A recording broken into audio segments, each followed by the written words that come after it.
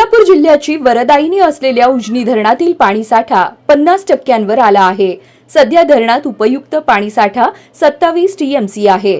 उन्हाळी हंगामातील शेतीसाठी पाणी सोडण्याचा निर्णय पुढील आठवड्यात होणाऱ्या कालवा सल्लागार समितीच्या बैठकीत होणार आहे।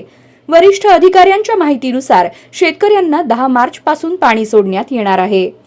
सोलापूर शहरासाठी सध्या भीमा नदीतून 5.5 ते 6 टीएमसी पाणी सोडले जाते, मात्र त्यातील केवळ अर्धा टीएमसीच पाणी बंधाऱ्यात साठवले जाते।